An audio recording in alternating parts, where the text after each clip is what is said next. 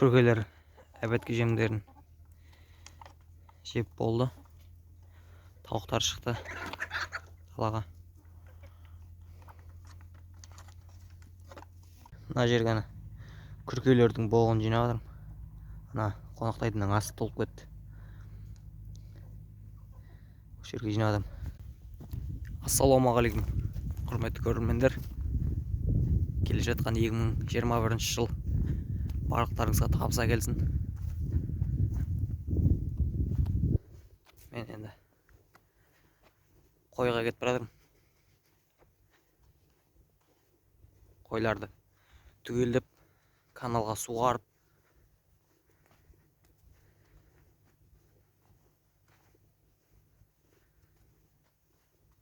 соларға кетіп барадым.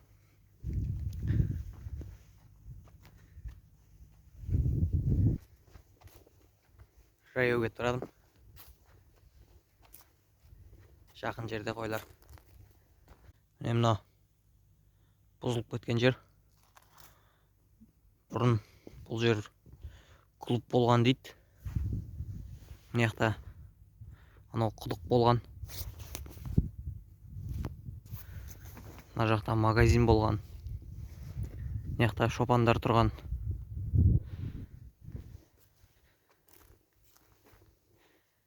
Қазір бұл жерде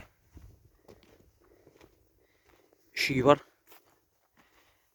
2 семья тұрады. Мына жақ жазық, етек. Мына жағы құм. Өзбекстанға дейін құм.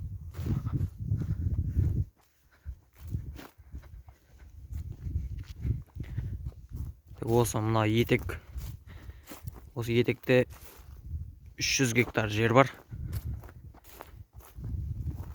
Егін егетін жер. Баяғыда егін еккен бір адамдардың жері.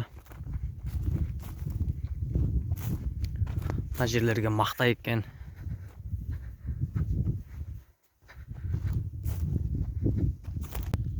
Қойларды азында ағам бағып келген құмға. Құмға бағып келіп етекке түсіріп жүрген. Енді мен барып соларды санап суғарам.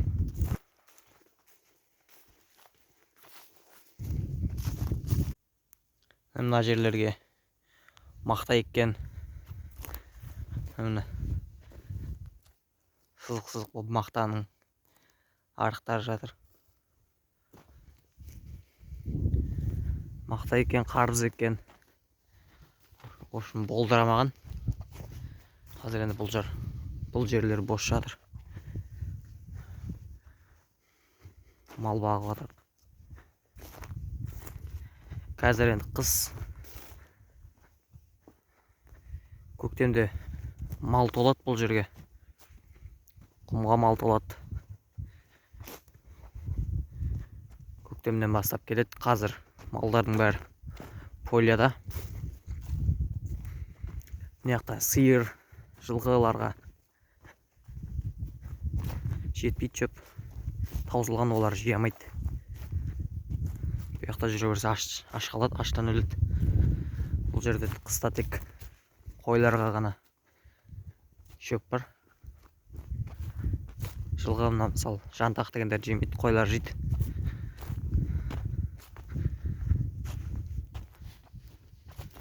Ауылдың малы толады бұл жерге.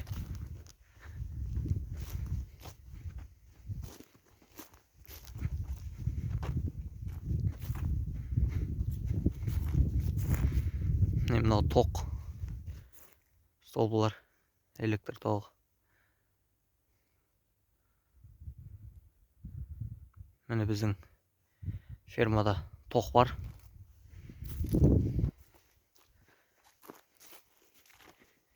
Телевизор, холодильник бәрі қосылған. Мына жерлерге қарбыз егілген. Міне арықтары.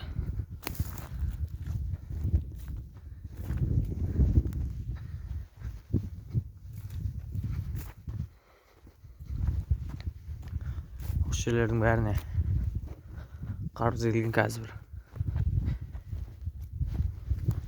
10 жыл ма болған шығар, 5-6 жыл ма болған шығар егілмегенде. Болмаған соң тастаған. Анау жер біздің қойлар. Сіздерге көрініп тұр ма? Қазір жақындап көрсем. Мынау осы егістік жерлерді суғаратын арықтар. Кауа дейді біз жақта. Осындай кауадан үшеуі бар. Анау Қызылқұм каналынан насоспен тартып осы жерлерді суарған.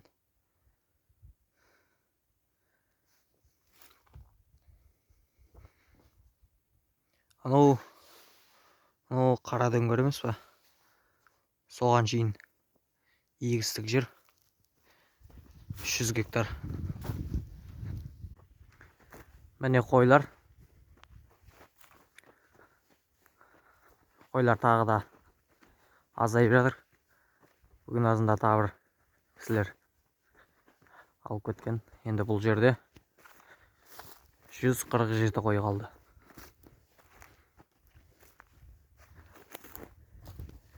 Олар су ішіп болған сияқты. Қазір тағы суғарам сіздерге. Суғаратын жерді көрсету үшін. Бірінші санайым. Санағанда екеулеп санайым. Екі қой өтсе, біреу санайым да. Сонда санағанға жеңіл, оңай. Екеулеп санасақ 73,5 қой шығу керек та. Жарым деген бір қой. Мына шеттен бастап санайым. Дүнияға санап болып, ары қарай суға айдайым. Мен апшым көп бақпаймын қойды, менен үркіп атқан сияқты.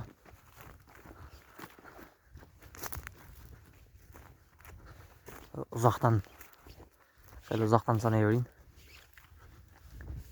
1, 2, 3, 4, 5, 6, 7, 8, 9, 10, 11, 12, 13 жарым, 14, 15, 16, 17, 18, 19, 20, 21, 22, 23, 24, 25, 26, 27, 28, 29, 30, 31, 32, 33, 34, 35, 36, 37, 38, 39, 40, 41, 42, 43, 44, 45, 46, 47, 48, 49, 50.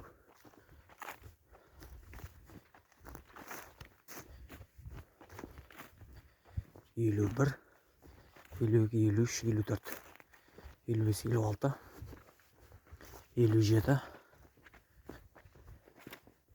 57, 58, 59, 60, 61, 62, 63, 64, 65, 66, 67, 68, 69, 70, 71, 72, 73. 73. Біреуден қателескен сияқтымын ғой. Қайтып былай қарай тағы санайым. Түгел болу үшін. Тоқтатып, телефонды қалтама сақ қойып санайыншы. Қойлар түгелеген 73,5. 147 қой. Қазір енді бұларды каналға суға айдайым.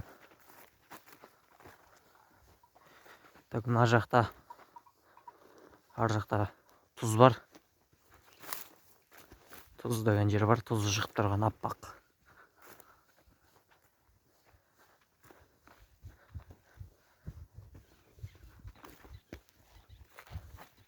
Сосын жақта құмда, ары қарай кете берсең, құдықтар бар. Әртүрлі қой бағатын, сиыр бағатын, жылқы бағатын шопандар.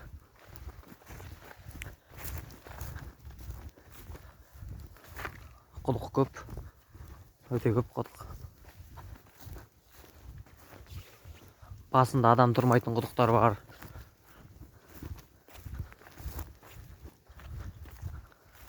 Қазір бұл құмдағы құдықтың бәрі күннен заряд алатын, күннен тоқ алатын. Сондай батарейкалар қойып жатыр. Күннен тоқ алып жатыр.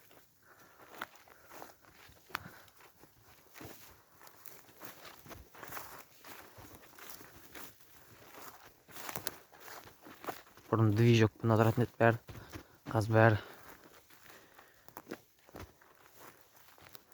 сондай күннен тоқ алатынға көшіп жатыр. Мынау Костя деген текеміз. Бұл көктемде 2 жасқа толады. Мынау теке, жалпы теке көп. Мына үшеуі де теке. Қойдың арасында теке көп. Теке көп болған соң ешкілер ерте туып жатыр.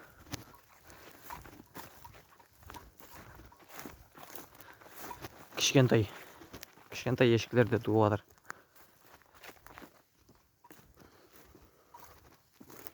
Енді алдағы уақытта текелерді уақытымен қоятын боламыз. Ендігі жылдан бастап уақытымен қойып, тек үлкен ешкілерге қойып, солай туғызатын боламыз. Қойлардың арасында да қошқарлар қысы жаз жүре береді. Қойлар осы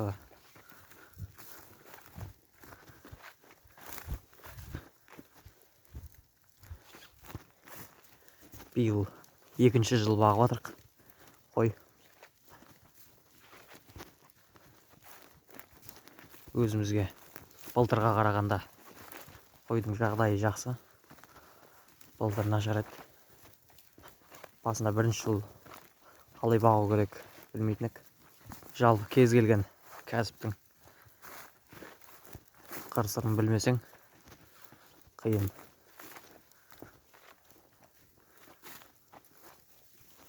Қой бағудың да өзінің сырлары бар, қайтып бағу керек. Бұл қойды қыста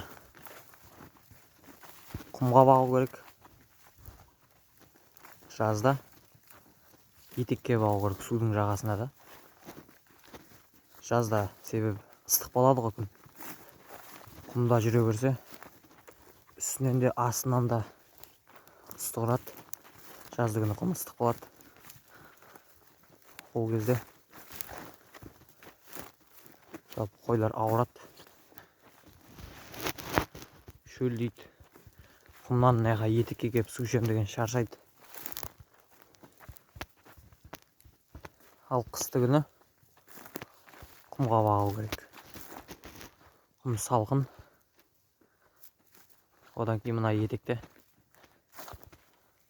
зәк көтеріледі қысты күні. Бірақ құмдағы шопандар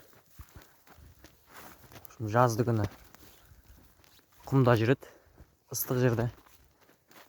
Сосын қыста құмда от азайды деп поляға кетеді.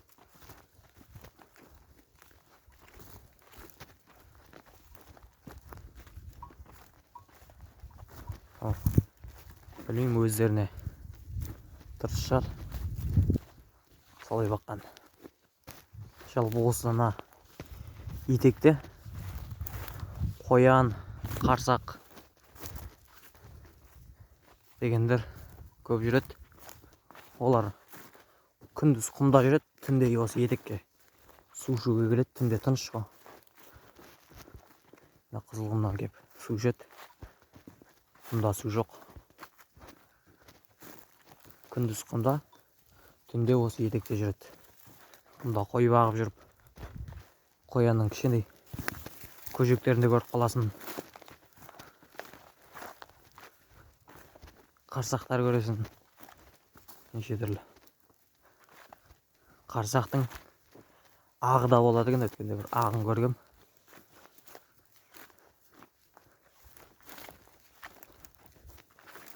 Қарсақ деген түлік сияқты бір аң ғой. Түлкіге ұқсайтын сәл-сәл. Мына қараңыздар. Осындай жердегі мына жантақ, мынандай сары шөп, мынандай бір қызыл шөп. Осындай шөптерді жеп жүріп жүреді бұл қой ешкі дегендер.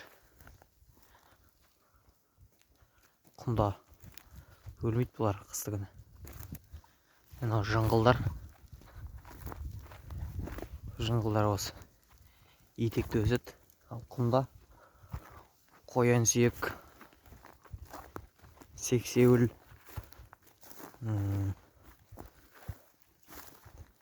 жүзген деген отындар өседі. Күздігүні солардың дәндерінің бәрі пісіп жем сияқты болады. Соны жейді қой мен ешкі.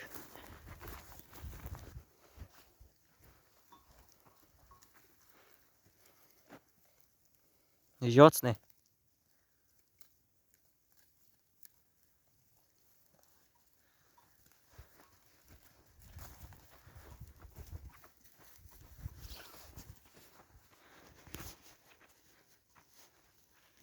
Міне су қаратын жерге жақындап қалдық. Міне канал. Қараңыздаршы, нер суда. Міне мұз. Мұз қатып қалған. Міне су. Міне анау аппақ жер, ары қарай мұз. Мал су ішетін жер ғой. Осы жерден келіп ішеді. Алар негізі ішіп қойған. Бір-екеуі түсіп ішіп жатыр. Міне арғы беттен поляның малдары келіп су ішеді. Мұзды көрейік. Қалыңдығын адам көтере ма, көтермей ма? Жалпы жаздыгүні, көктемде, күзде балық толады. Осы жерден балық аулаймыз қармақпен. Каналда толады. Анау қамыстың қарайып тұрған жері бар емес пе? Сол жерге шейін канал толады.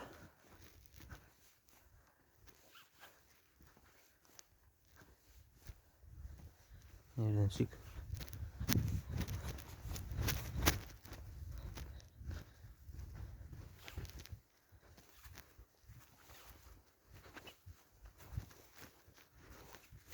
Muz жұқа екен.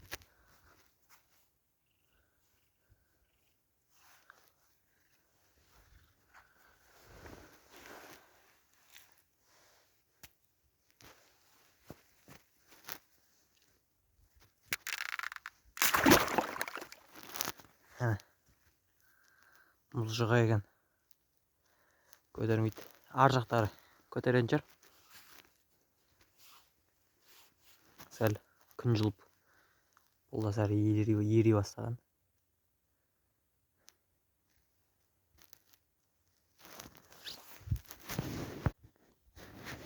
Міне қойлар су ішіп қалған. Енді мен санадым, түгелдедім.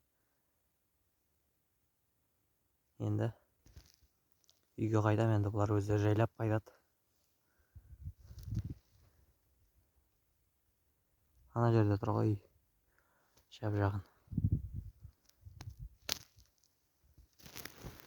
Енді каналдың жағасымен мен үйге қайтам.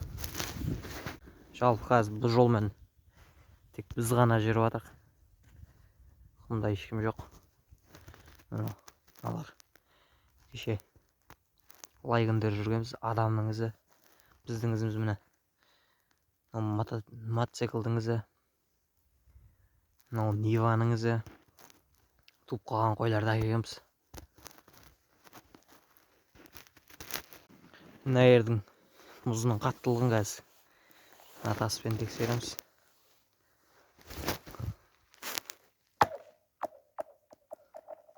Мына жақтары қатты екен. Мына жағасы сәл жұмсақтау дейін. Орта жақтары қатты екен.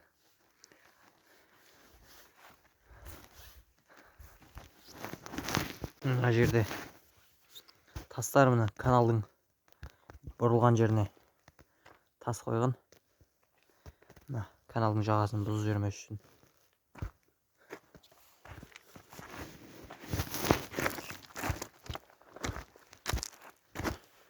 Қараңыздар. Жағасы жұмсақ. Ортасын қарамыз.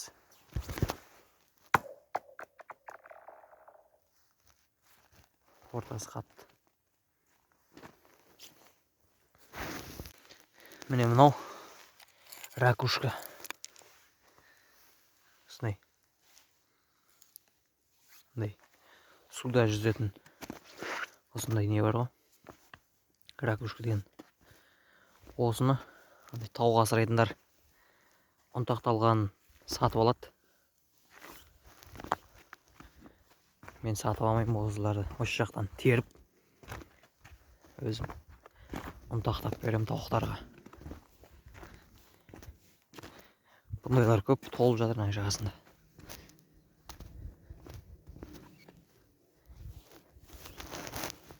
Мына жақтың мұзы қатты екен.